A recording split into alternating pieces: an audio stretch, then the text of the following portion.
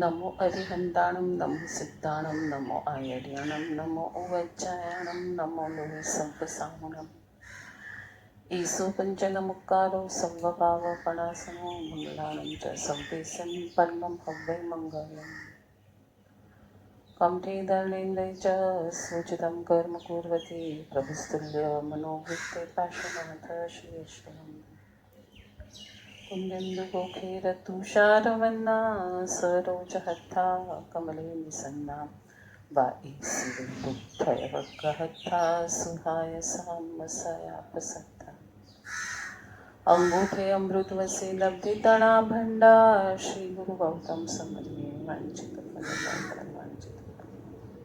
वाञ्छितफल परम पूज्य मोपाध्याय શ્રી યશુવિજય મહારાજ સાહેબ રચિત સમાધિ શતક ગ્રંથ અને તેના ઉપર પરમ પૂજ્ય ભક્તિ યોગાચાર્ય યશુવિજય મહારાજ સાહેબના વિવેચનના સ્વાધ્યાયનો આજનો આપણો 59 એટલે કે 59મો દિવસ છે અને ગાથા આપણે આવ્યા છે 66મી 66 ગાથા 59th ડે. કાલે આપણે 66 ગાથાને થોડી જોઈ હતી. આજે એને પકડી અને પાછું આગળ જશું. કાલે બહુ સરસ એક ચીનની કથા આવી હતી કે બુદ્ધિગુરુ જ્યારે શિષ્ય કહે છે અમારી સામે જુઓ,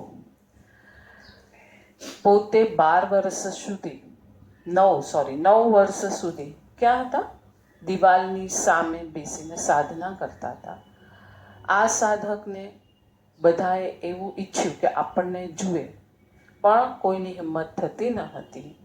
જ્યારે એના એક અનુયાયીકો, એને ફોલો કરનારા કો, એને મળીને કંઈક જીવનમાં ઉતારનારા એવા ઈકા નામના શિષ્યએ કીધું મારી સામે જુઓ, ત્યારે ગુરુ એને બહુ સુંદર બોધ આપે છે કે તારી સામે જોતા મને જે પણ 2-5 સેકન્ડ લાગી છે એ બહુ લાંબી છે.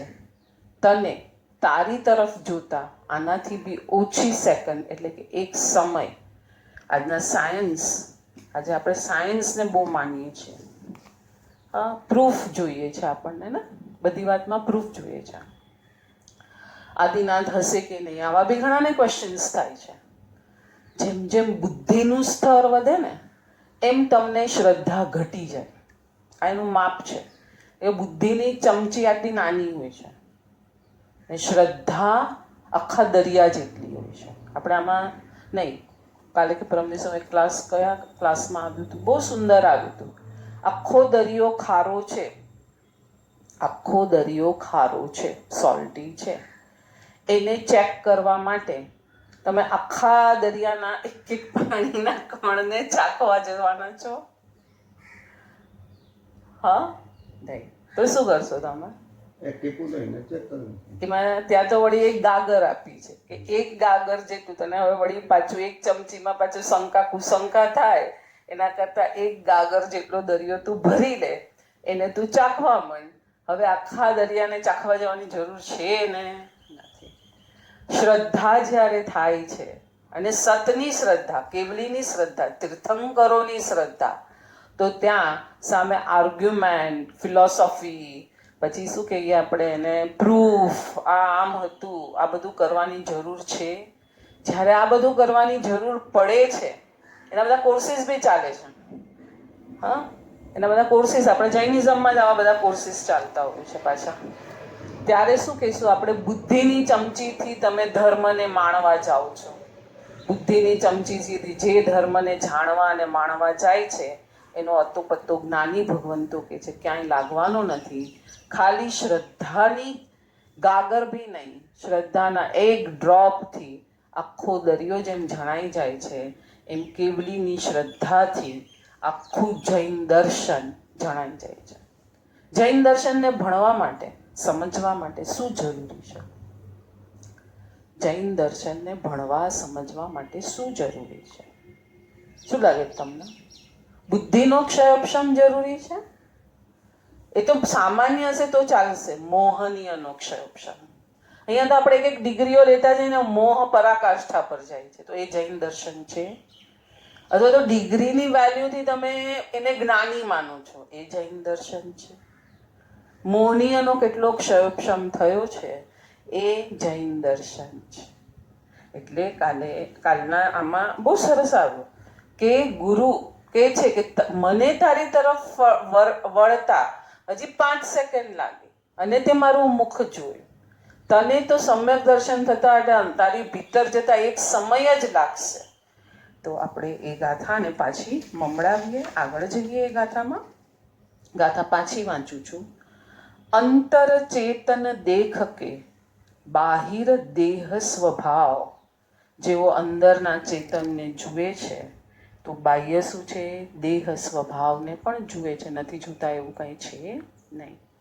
પણ તાકે અંતર જ્ઞાનતે, જ્ઞાનમાં કેવી છે? અચલ દ્રઢ ભાવ. દ્રઢ ભાવ મારા જ્ઞાનમાં છે. દેહને પણ હું જોઈશ, શરીરને પણ હું જોઈશ, પણ કેવું? જ્ઞાતા દ્રષ્ટા ભાવે. મારાથી ભેદ છે એનો એ દ્રષ્ટિએ જોઈશ. એની સાથે મારે જેટલો ઉપયોગ કરવો છે, મને ફ્રેક્ચર થયું છે તો લાકડી મારે જ્યાં સુધી વાપરવાની છે ત્યાં સુધી હું વાપરીશ. એ રીતે દેહનો હું ઉપયોગ કરીશ.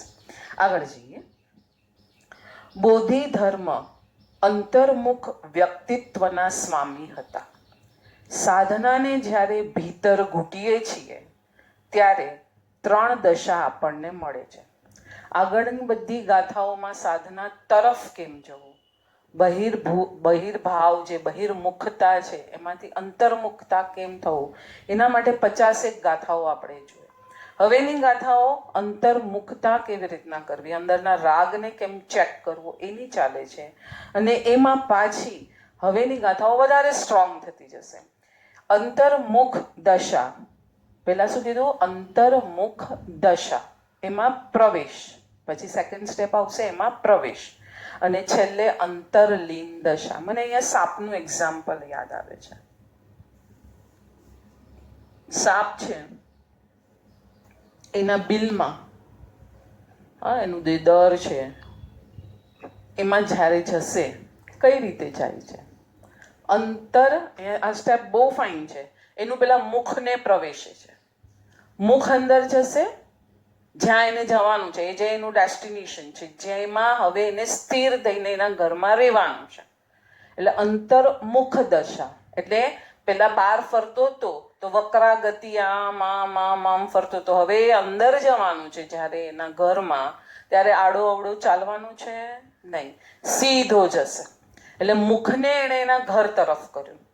પછી કરે છે અંતર પ્રવેશ. હવે આ આખો સળ અંદર જતો રહેશે. પછી અંતરલીન દશા, હવે ત્યાં ને ત્યાં સ્થિર થઈને બેઠું છે. એવી રીતના આ 3 દશા અને સ્થિતિને જોઈશું કે અનુભવીશું? ગુરુજી અહીંયા આપણને ક્વેશ્ચન પૂછે છે. આપણે તો હમણાં જોઈશું પણ થોડોક પ્રેક્ટિસ બી કરશું ને અનુભવની, તો જ જ્ઞાનાચાર આપણામાં જ્ઞાન 5 આચાર છે. જ્ઞાનાચાર, દર્શનાચાર, ચારિત્રાચાર, તપાચાર અને વિર્યાચાર. આ 5 જે આચાર છે શ્રાવકે રોજ કરવા યોગ્ય છે. આચાર એટલે આચરવા યોગ્ય, કરવા યોગ્ય. તો એ જે 5 આચાર જે કરવા યોગ્ય છે એમાં આપણે રોજ જ્ઞાનાચારને કંઈક તો કરતા હશું. શું કરીએ જ્ઞાનાચારમાં? આપણે નવું જ્ઞાન ભણવું, એને જ્ઞાનાચાર કીધો. અથવા તો જૂના જ્ઞાનનું પુનરાવર્તન કરવું. સ્વાધ્યાયના જે પંચવિધ, વાચના, પૂછના, પરાવર્તના, અનુપ્રેક્ષા અને ધર્મકથા. તો આ જ્ઞાનાચાર આપણે રોજ કરવો હોય તો એનો શોર્ટકટ કયો છે ખબર છે તમને? નૌકારવાળી બી જ્ઞાનાચારમાં ગણાશે, નવસ્મરણ પણ જ્ઞાનાચારમાં ગણાશે. ચાલશે જ્ઞાની ભગવંતોને. આપણે તો જ્ઞાનીને શું જોઈશે એની વાત કરવાની. આપણે અહીંયા આપણા જેવાની સાથે આપણી કમ્પેરિઝન નથી કરવાની. ના, આપણે પેલામાં એક્ઝામ્પલ આવે છે ને, ગાંડાની હોસ્પિટલમાં બધા ડાયા લાગે છે ને? હતું ને હમણાં આમાં જ આગળ આવ્યું હતું કે પેલો કહે છે હું નહેરુ છું. તમે એની સામે કંઈ બોલતા નહીં તો નહેરુને જ કીધું, સાચા જવાહરલાલ પંડિત નહેરુને કીધું, તમે એને બોલતા નહીં કે હું નહેરુ છું. એ પોતાને નેરું નેરું માની રહ્યો છે, એની સામે જો તમે એમ બોલશો તો એ તમને તરત કહેશો જો આ ગાંડો આવ્યો. ખ્યાલ આવ્યો? એટલે અહીંયા જે જ્ઞાનાચાર આચાર કરે એટલે અહીંયા બહુ સરસ ક્વેશ્ચન પૂછ્યું, જોઈશું કે અનુભવીશું? અને ચેક કરશું તો એ જ્ઞાનાચાર આદર્યો. આપણે હમણાં બે ત્રણ ગાથા પહેલા આવ્યું હતું ને, વસતી અંદરની દશાઓ આપણી શું છે ને ક્લીન કરીને પછી આપણે આગળ જવાનું છે. પહેલી દશા છે અંતર્મુખ દશા. જ્યારે સાધકનું હૃદય પોતાની ભીતર રહેલ અપાર સંપદા ભણી વળે છે. અત્યાર સુધી બહારની દોડની સમાંતર હવે અંદર યાત્રા શરૂ થાય છે. બહારની દોડને હવે ડિલીટ કરી રહ્યો છે ને અંદર તરફ જઈ રહ્યો છે. બહારનો પ્રવાસ કેવો તો થકવી દેનારો એ હતો.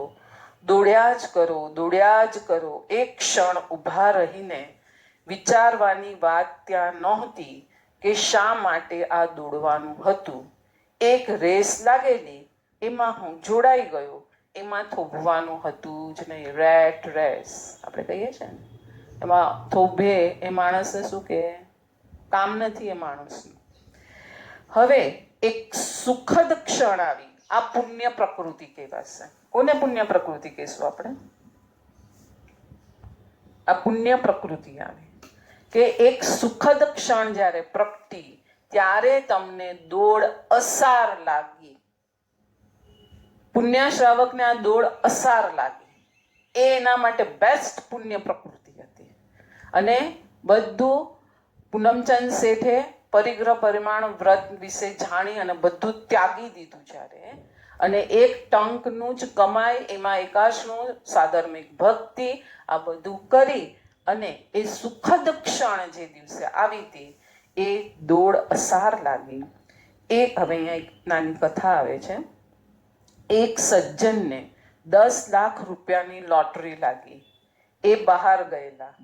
પત્ની પાસે રકમ આવી ગઈ, પણ પેલા સજ્જનને વાત સી રીતે કરવી? સજ્જન ઘરે આવ્યા. એમને ઇનામ લાગ્યું છે એનો ખ્યાલ નથી.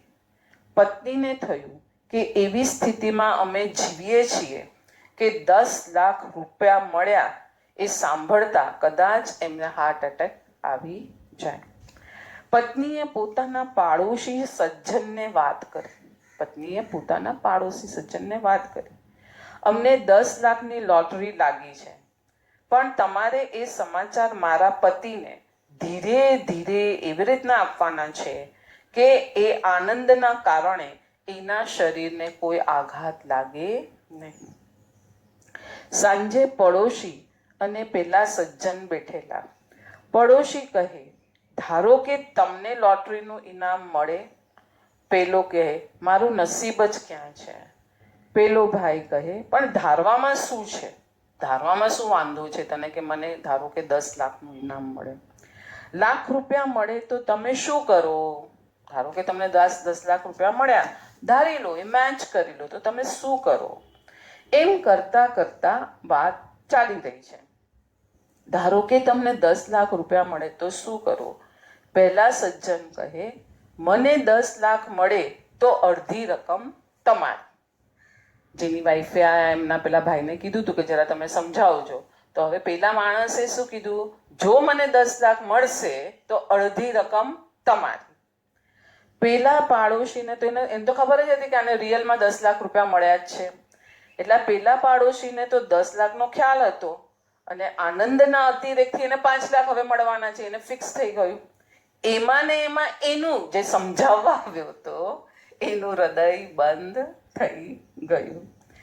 જેથી કલ્પનાની આટલી પીડા તે પ્રાપ્ત થાય ત્યારે તો શું થાય છે કે નહીં? એટલે અંતર્મુખ દશા જૈન દર્શનમાં સૌથી ઇમ્પોર્ટન્ટ વસ્તુ છે. જ્યાં સુધી અંતર્મુખ દશા નહીં આવે ત્યાં સુધી આપણે રેતીના ઘર બાંધશું અને તોડશું, આપણું સાચું ઘર બંધાવાનું નથી. હવે આગળ બીજી કથા, બીજી સ્ટોરી છે આજે.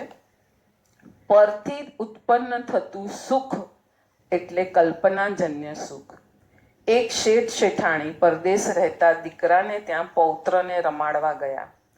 જ્યારે તેઓ મુંબઈ આવવાના હતા ત્યારે તેમની પેઢીનો મેનેજર તેમને તેડવા માટે એરપોર્ટ ગયો. શેઠ શેઠાણી ગાડીમાં બેઠા, મેનેજર બેઠો. શેઠાણી ખુશ છે કેમ કે પૌત્રને રમાડવા જઈ રહ્યા છે. શેઠ ગમગીન છે, દુખી છે. હવે એ લોકોને એકદમ નજીકનું રિલેશન છે એટલે મેનેજર પૂછે છે કે કેમ તમે ખુશ નથી? તો શેઠાણી કે તારા શેઠ બાબલાને રમાડવા ગયેલા પણ એમનો જીવ શેનો? ધંધાનો. શેર બજારમાં ધંધો કર્યો, 10 લાખ રૂપિયા મળ્યા, સોદો કાપીને અમે ભારત આવવા નીકળ્યા અને હવે શેર બજારમાં તેજી ભભૂકી કે જો આ સોદો કાપ્યો ન હોત તો 10 લાખના 20 લાખ થઈ જવાના હતા. એને 10 લાખ મળ્યાનો આનંદ નથી, એમને હજી બીજા 10 લાખ ન મળ્યા એનું દુઃખ છે. જેની કલ્પના વધુ પૈસા મેળવવાની એને પણ પીડા છે, તો એ વસ્તુ મળે તો શું થાય? પેલાને પૈસા નથી અને મળી રહ્યા હતા, એની પીડાથી એટેક આવી ગયું. અહીંયા આટલા મળ્યા એને પણ ભોગવી માણી આનંદ ન કરી શક્યા, એનાથી વધારે મળત તો એને ખુશ થત કે નહીં થાત? હમણાં હું પેલું એક વાંચતી હતી, એમાં બહુ સરસ હતું કે આપણા લોભને, ક્રોધને, માનને સમજવા માટેની નાની નાની કથાઓ, અને બહુ મોટા જ્ઞાની છે આ વાત. આપણા મારા જેવું આવું આમ સમજાવે નહીં, બહુ મોટા એ સમજાવે છે. આજે એમની વાત છે. હા, કે હશે આમ અમુક સમાજમાં હશે હજી આ પ્રથા, આપણને બહુ ખબર નથી.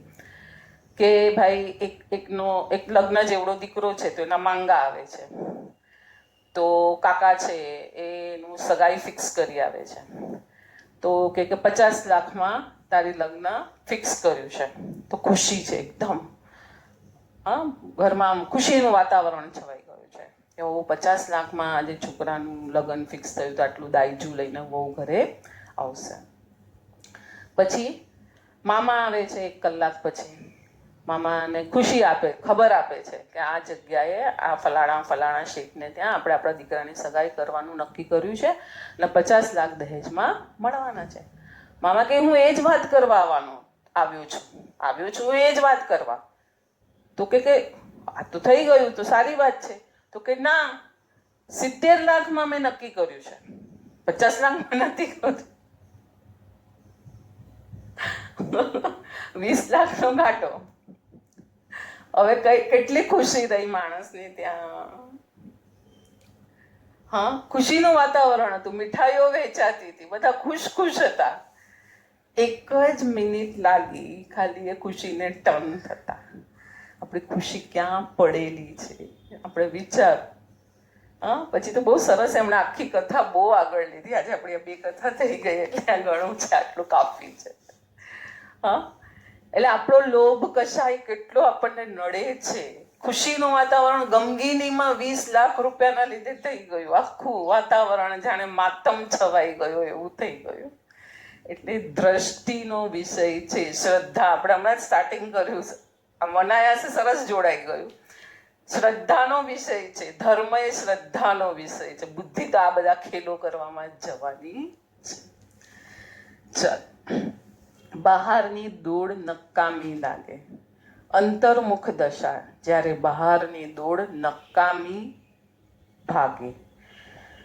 બીજું ચરણ, અંતર પ્રવેશ, અંદરની વૈભવી દુનિયામાં પ્રવેશ. જ્ઞાન ગુણ અને દર્શન ગુણ, ઉદાસીન ભાવ અને વિતરાગ દશા, એક ગુણમાં પ્રવેશ અને આનંદ જ આનંદ. બહારની દુનિયામાં જ્યારે વધતું જાય છે રેટ રેસ, ત્યારે આનંદ હોય છે ને આનંદ. કેમ? આજે એમણે એ બી બહુ ફાઇન કીધું, હું તમને કહું, બહુ સરસ કીધું કે અનિલ અંબાણી જમવા બેઠો છે. મુકેશ અંબાણી જમવા બેસે અને એક ભિખારી જમવા બેસે. એ કમ્પેરિઝન આપણને વિચાર કરી દે એવી બતાવે. એને ગળે કોળીઓ ક્યારે ઉતરશે? મુકેશ અંબાણીને. અને ભિખારીને ગળે કોળીઓ ક્યારે ઉતરશે? ભિખારીને તો કોઈએ ભીખ આપીને લીધું ને બેસીને જમી લીધું, પેટ ભરાઈ ગયું, આજનો કાર્યક્રમ પૂરો થઈ ગયો, પતી ગયું. જ્યારે મુકેશભાઈને શેરનો ભાવ ઊંચો ગયો, આટલું ટર્નઓવર થયું, આટલા દુનિયામાંથી આટલા આટલા ન્યૂઝ આવ્યા, આટલા પોર્ટફોલિયોને ચર્ન કર્યા, આટલું આટલું આમ કર્યું, પછી જમવાનું મળશે અને ભાવશે અને બેસશે. અથવા તો હવે આ બધું નથી થઈ શક્યું, શેર માર્કેટ ગબડી ગઈ કે વોટ એવર, એ લોકોની જે દુનિયા આપણને નથી ખબર, તો જમવાનું એ સ્કીપ થઈ જશે. વિચાર કરો શું કરી રહ્યા છીએ આપણે. એવી રીતના જ્ઞાન ગુણ અને દર્શન ગુણ જે અંદર જાય છે એને પણ કંઈક તો માણવું જોઈશે ને. માણ્યા વગર તો કોઈ જીવ રહ્યો નથી. સિદ્ધ ભગવંતો અનંત ગુણને માણે છે, આપણે અનંતાનુબંધીના ધારક અનંત પૂતગલને માણીએ છીએ. બસ આટલો ફરક છે, બીજો કઈ ફરક છે ને.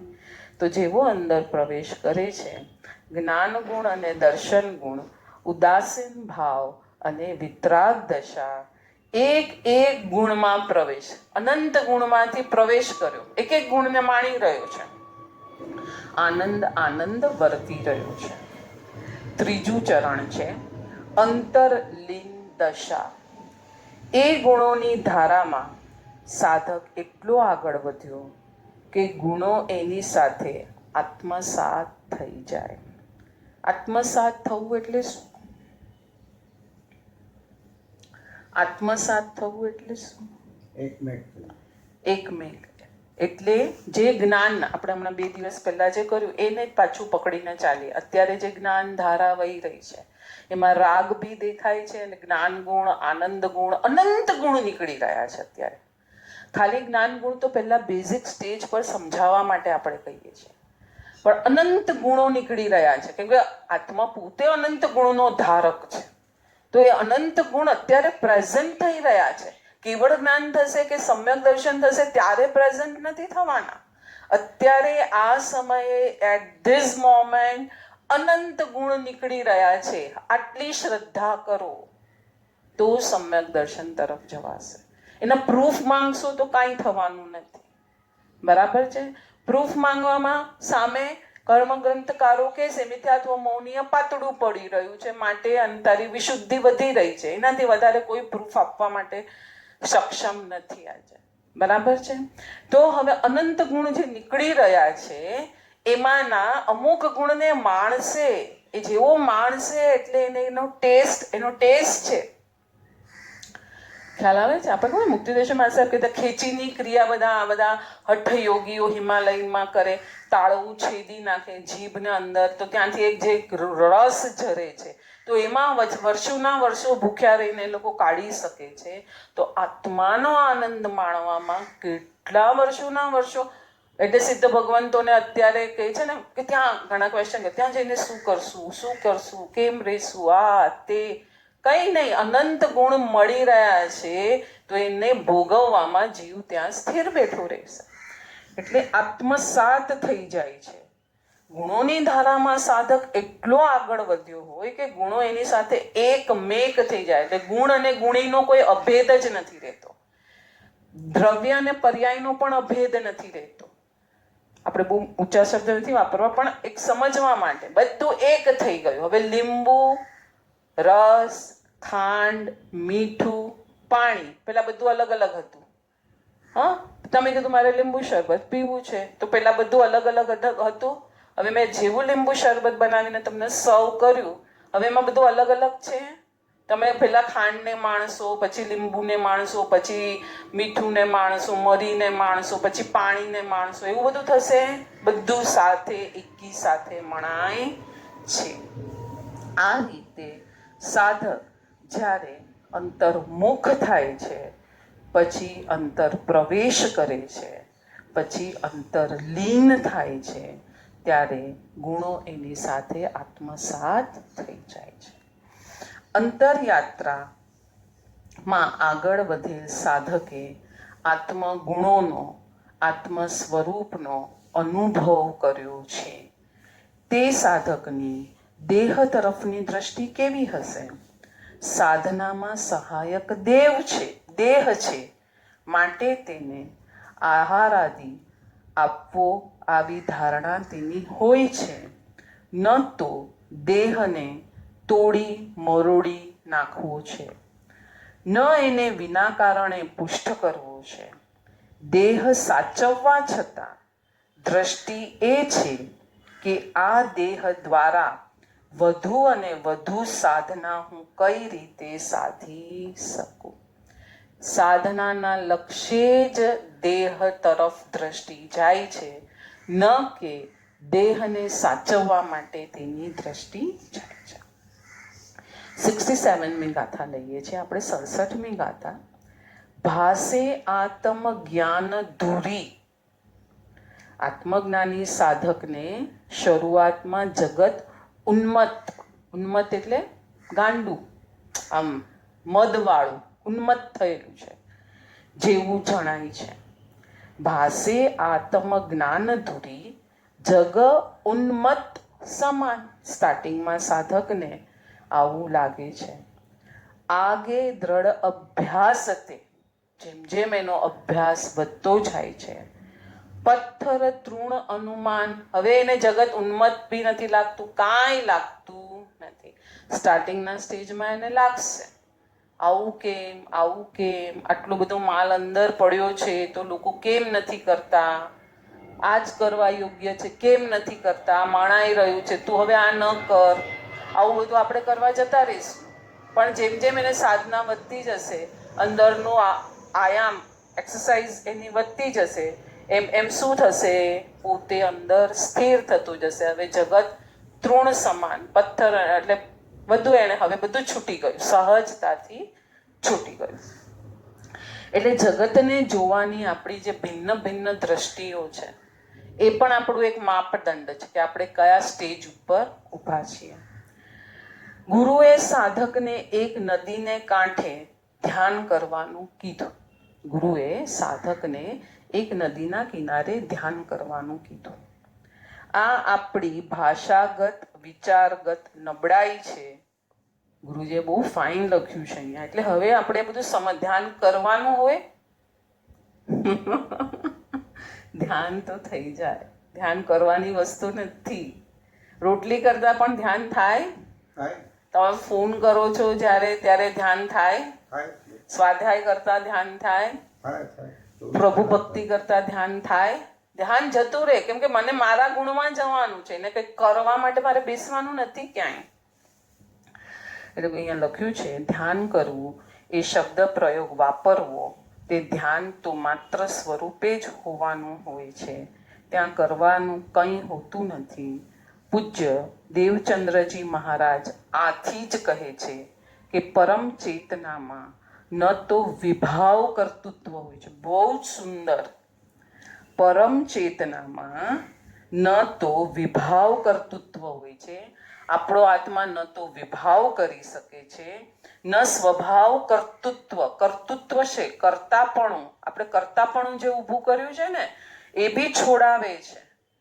આગળ જેમ જેમ જેમ જેમ સાધક આગળ જશે ને તો એ ગુરુ પાસે સર્ટિફાઈડ કરાવતું રહેશે પોતાની સાધના, કે હું જે કરી રહ્યો છું બરાબર કરી રહ્યો છું કે નહીં, શું કરી રહ્યો છું, બરાબર છે.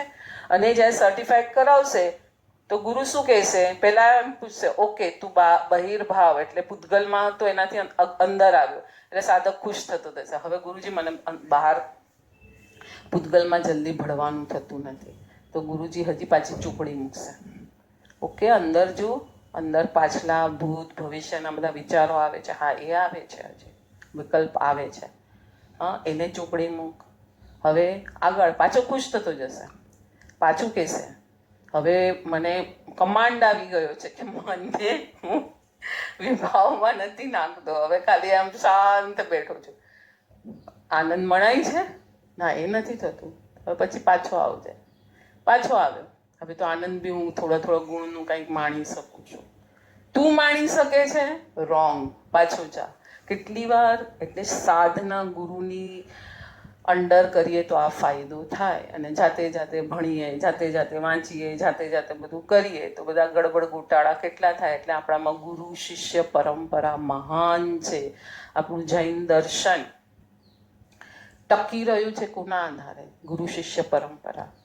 ગણધરો મન પ્રયોગ જ્ઞાની હતા પણ જ્યારે પ્રભુના કેવળ જ્ઞાનમાં પ્રભુએ બધું બરાબર એ લોકોએ વ્યવસ્થિત રચ્યું છે જોઈ અને વાસક્ષેપ વાસચૂર્ણ કર્યું. કેટલો ફાઇન શબ્દ આવે છે, વાસિત કર્યા. Yes, whatever you have thought perfect. વાસચૂર્ણ જેવું કર્યું. મનોપર્યોગ જ્ઞાની હતા ગણધરો, તો પણ પોતાની જાતે કંઈ નથી કર્યું. જેવું વાસચૂર્ણ કર્યું છે ત્યારે 14 પૂર્વા પ્રસિદ્ધ થયા, 12 અંગ પ્રસિદ્ધ ત્યારે થયા. ત્યાં સુધી તો હજી મારી મતિ કલ્પના હતી. એટલે ગુરુનું વાસચૂર્ણ થવું, ગુરુ પાસે સર્ટિફાઈડ કરવું કેટલું જરૂરી છે. આપણામાં ગુરુ શિષ્ય પરંપરા મહાન છે. એટલે આપણે આ જે બી આપણા ગ્રંથો, જેટલું બી આપણું મટીરિયલ છે, અકબંધ એ જ ધારાવાહીમાં આવી રહ્યું છે. કંઈ નવું નવું પ્રિડિક્ટ થયું નથી એમાંથી. એટલે વિભાવ કર્તૃત્વ હોય છે. પરમ ચેતનામાં ન વિભાવ કરવાની તાકાત છે કે ન સ્વભાવ ને માણવાની તાકાત છે. એ તો આપણે બોલવાના આપણે એક લિમિટેશન છે, બોલીને આપણે બતાવવું પડે છે. ખાલી હોય છે માત્ર અસ્તિત્વ, હોવું હોવું હોવું હોવું. સાધક પૂછે છે કેટલો સમય પોતે ધ્યાનમાં રહે. ગુરુ એને કહે છે નદી જ્યારે તને સ્થિર લાગે, આ સ્ટોરી આવી. નદી જ્યારે તને સ્થિર લાગે અને દૂર રહેતો પેલો પુલ તને હાલતો ચાલતો લાગે, ત્યારે તારું ધ્યાન પૂરું થશે. સાધક લાગી જાય છે. એક તબક્કો આવે છે, નદી સ્થિર લાગે છે. સ્થિર એ અર્થમાં કે એના વેગનો પણ કોઈ અર્થ નથી. દોડીને પણ ક્યાં જશે? ખારાશને માણવા. વિકલ્પો દોડીને જાય છે તો શું માણે છે? સંસાર વૃદ્ધિ. દોડ્યા કરે છે. પણ શા માટે? દોડ નિરર્થક છે. એ સંદર્ભમાં એને નદી સ્થિર લાગે છે અને પુલ સાધકને હાલતો ચાલતો દેખાય છે, અનુભવાય છે. પુલના એક ભાગમાં પરમાણુનો પુંજ સડન ગલન પડન કરી રહ્યો છે, વિખરાઈ રહ્યો છે, નીકળી રહ્યો છે. એટલે બેવને બરાબર યથાર્થ રીતે એમણે જોયું. આપણે અહીંયા વિરામ લઈએ. સર્વ સાધકો સાતામાં હશો, બધાની સાધના સારી ચાલતી હશે. કંઈ પણ જીનાગના મૃત્યુ બોલાવ્યું હોય તો નીચે